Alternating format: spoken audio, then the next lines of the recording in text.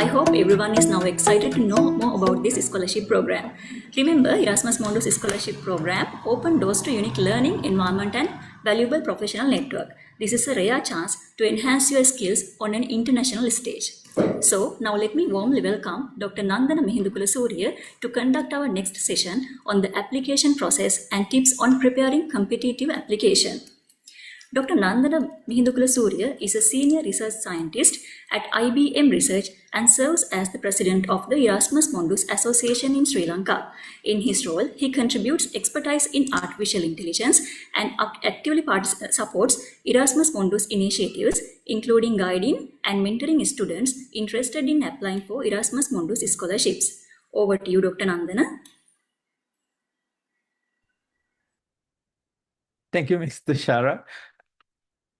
First of all, I have to say I'm delighted to see more than 750 people joining this webinar. Miss Sevandi and Miss Sasika also mentioned, this is a wonderful opportunity that we as Sri Lankans are not utilizing to our fullest potential. So I hope we would make these numbers go high.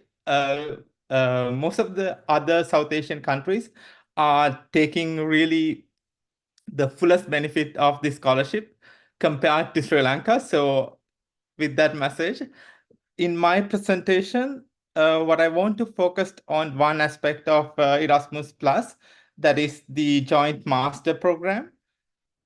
So there are other benefits, as Ms. Sewandi mentioned in these programs, but in this specific presentation, I will focus mainly on Erasmus Mundus joint masters. So my goal is to give a brief overview of what things you should be considering when you are applying for this master program to be successful. And then I would like to also go through the hands-on, in the portal, how to select a master program and how to look for the important information. So that would be my presentation. Please feel free to interrupt me anytime to ask questions in the chat or through the moderators. So when applying for these programs, I think Ms. Sewandi also mentioned, this is an umbrella program. So there are almost, I think, 200 master courses offered through this program. So the first thing for you is to find a master course that is suitable for you. Before 3 years, 4 years, there was a limit to the number of courses you can apply in a year. It was around, I think it was 3 courses that you can apply, but now that restriction is removed. So you can apply as many courses as you like in a year. But also, I think it's important to note that quality over quantity. So I think it's better to focus on a few courses that are most interest to you and make the best application that you can make, rather than trying to make as many applications to many programs without spending enough time to make a good application. Another thing, I think Mr. Wandi also pointed out quite a few times, you need to be very careful about the timeline of the application. So especially administrative documents and some other documents could take some time for you to prepare and to get hold of them. So you need to be careful about the timeline and prepare well in advance. So you will have all the documents that you need or everything in higher quality when at the time of the application. And then that's also because this is kind of like an umbrella program with many different consortiums offering different master courses. The requirements differ from course to course. So when you select one course, you will have to go through the course website carefully to understand what are the requirements of a specific course and what kind of documentation they require, and then you can prepare accordingly. And also certain courses has like a certain exception that might apply for you. For example, most courses ask for language requirements, so you need to prove your English proficiency through a standard test. But there are a lot of courses that exempt that requirement if you have studied your bachelor's course for more than 3 years in English. So there are certain exemptions to certain requirements. So it's good that you have to read the course websites carefully, so you understand what are the requirements as well as what are the exceptions that applies to you. And most of these course websites, if not all, explain the application process very in detail, so you can understand how the application process happens and what you need to provide, and what are the timelines that you have to wait. So all this information is provided to you in the course websites, so you can have a better understanding of the application process. Also, it's most of these application, most of the course websites also are very transparent about the evaluation criteria. So they in detail describe how you will be evaluated. Like, for example, I saw in the Q&A before, like people were asking how much emphasis or how much weight that would be put on your academic performance versus work experience and versus other things. So if you go to these course websites, they actually explain like how much percentage or how much weight they would put on each of these things, like motivation letter, academic performance, if you have previous work experience. So you would have some understanding of how competitive you would be in each of these courses. And then uh, in the previous two presentation, it was mentioned this is actually quite competitive scholarship. So you would need to stand out. You need to sell yourself and kind of convince the people who are evaluating your application why you would deserve this scholarship and why you would be the most suitable person for this scholarship. So I think that's something you would have to do through a motivation letter and like few other things that you would provide. So we would talk a little bit through them in the next slides. So I think most of the courses ask for a motivation letter. So this is the chance for you to present yourself and talk about yourself and why you would deserve this scholarship. So one of the errors that I see from most students is people try to look for examples of motivation letters and just do slight modifications to them and try to send them as their motivational letters to these courses. I think it puts you in a disadvantageous position, because I think when most of these evaluators read these letters, if it is like a very common letter, they would it will just pass over their head, because it's like they have read thousands of these letters. So it's important that you try to be yourself, be unique, and present yourself as a unique individual with a strong motivation to apply for this course.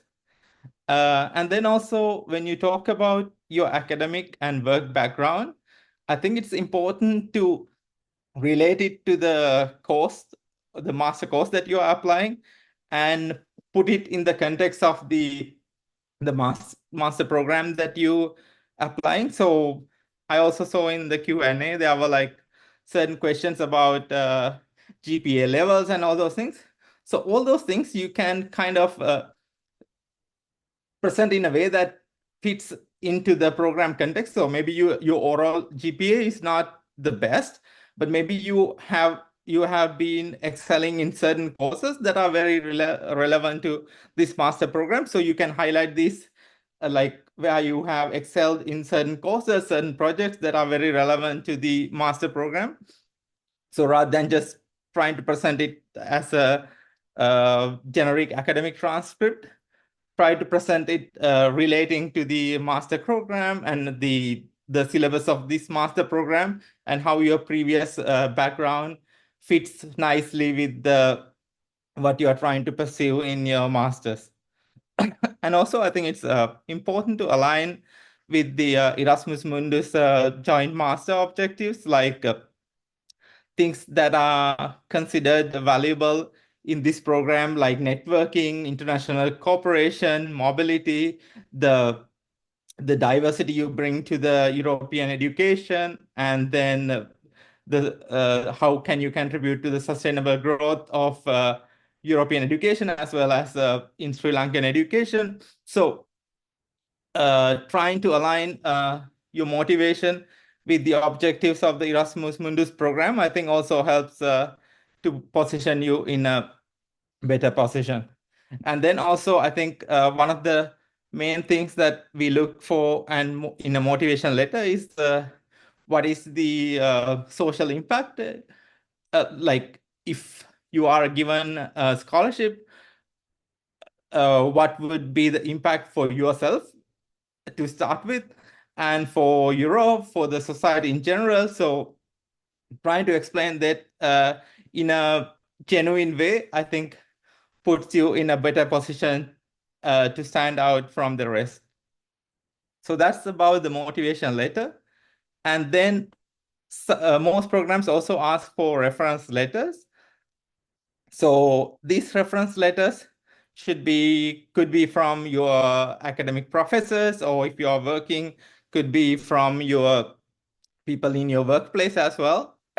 So I think you need to somehow balance. So it's good to get these recommendations letters from a high profile person, but also it's good to get these letters from someone you have personally interacted with, you have done some projects with, or you have even taken a course, done a project with, these kind of things. So they can write not a generic reference letter, but more with examples of your skills and capabilities. So those kind of specific examples in the reference letters always give a little bit more weight to what you have done.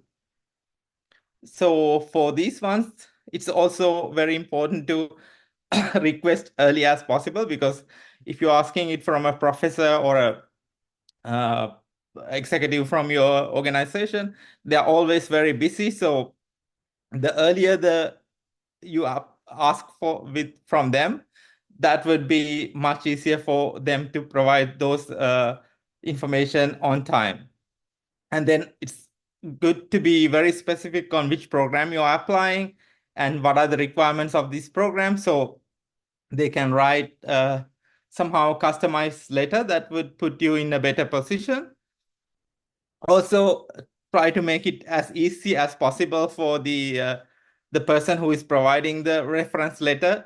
So if we want the letter to talk about your skills or your capabilities, put all the information, like the things that you have done, previous projects and all those things, so they can easily remember, because most of these people interact with thousands of other students and thousands of other employees as well. So the more information that you provide to them, so they can easily refer from your CV, or even like a draft of the information that you would like to have in the reference letter, those will help the person who's writing the reference letter to do it in the quickest time. So, and also most of the time these people are very busy, so sending gentle reminders to them, I think, is considered okay.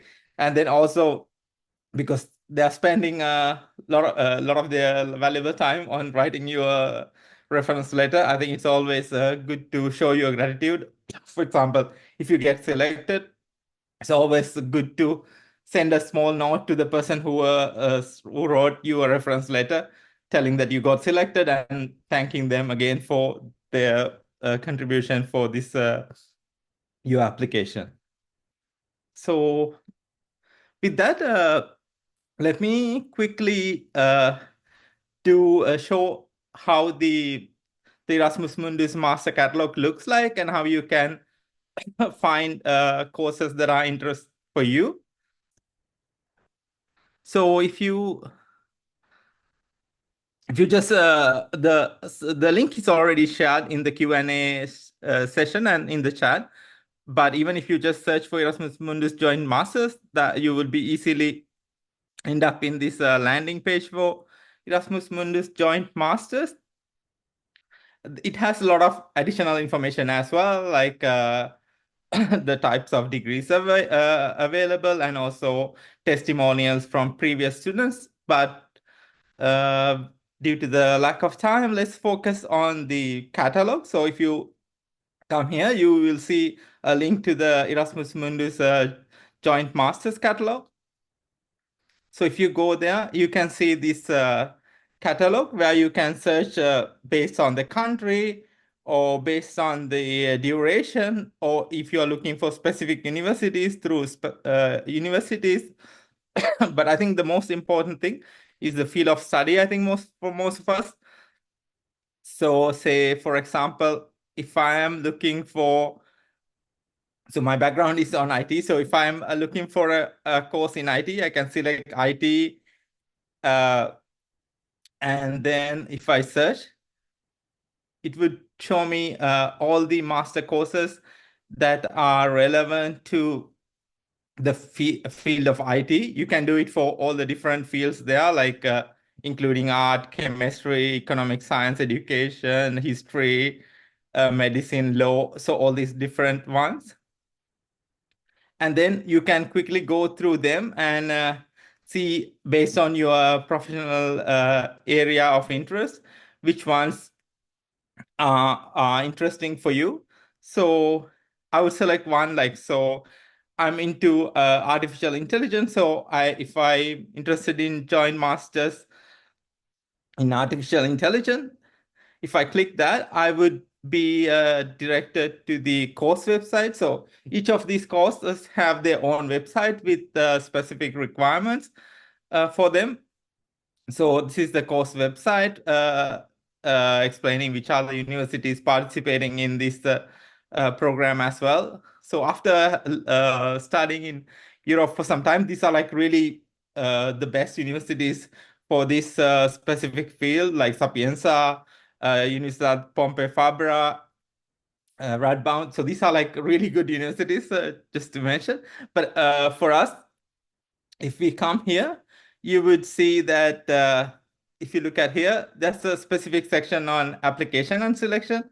So if I go there, the most important thing, like that was mentioned in the previous presentations as well, to understand the timeline. So if I can see that the deadline for the applications will be open from 15th November to 31st of December for the Erasmus Mundus scholarship. And then it also talks about the selection procedure. So there's a pre-screening phase and then pre-selection. And then there will be application ranking. And then if you are selected in this step, there will be set of interviews for the shortlisted candidates, and then there will be the final selection. So you kind of get the idea of how the application happens. And then also you can come here to see the requirements of documents. So it tells you like you need to provide your bachelor's certificate, as well as so the academic transcript, a CV of you, and a motivation letter in English with a certain length. And then also like different courses have different requirements, right? For example, this course has a requirement of submitting a 1-minute video, introducing yourself and your background. So it's in addition to the motivation letter, you have to provide a 1-minute video as well, and 2 recommendation letters. So just to get an idea, so this is how you would go through course website and try to understand the important dates, what are the requirements, as well as the application procedure. And then let's do just to understand the differences. So if I come here now, I'm not interested in information technology. Let's say I'm interested more in social sciences and humanities. So if I come here and search, now it shows me the courses that are relevant to the social sciences and humanities area. So similar to the previous one, I can select, I can go through the different masters. So in this case, I see master on wine tourism transitions and innovation. So let's say I'm interested in that one. Similar to the previous one, it explains an overview of the course. But again, I can go, when I'm looking at here, I can see that there's a how to apply section, which explains what are the deadlines. So as you can note that each course has a different deadline. The previous course was had a deadline of 31st of December. This one has a deadline of 16th of December. So it varies from course to course. And then similarly, it explains what are the minimal requirements for you and the selection procedure. So there will be eligibility check, and then first assessment of the documents that you submitted. And then there will be a video interview, and then the final selection. And then, like in the previous one, you will have a link to apply. So most of these courses, I think all of them now have the online applications. You can just submit your documents online through these different course consortium portals. And for each of these courses, so similarly, you can do it for any of these other courses you will find in the catalog. You can first select the field of study, and then you can also filter from other requirements as well, like the country or the university, if you have like a strong preference for a certain country or a certain university. But I think that's kind of like the high level idea. So let me stop here uh, and see if I'm doing well with time, and if there's any questions, I would be happy to answer now as well.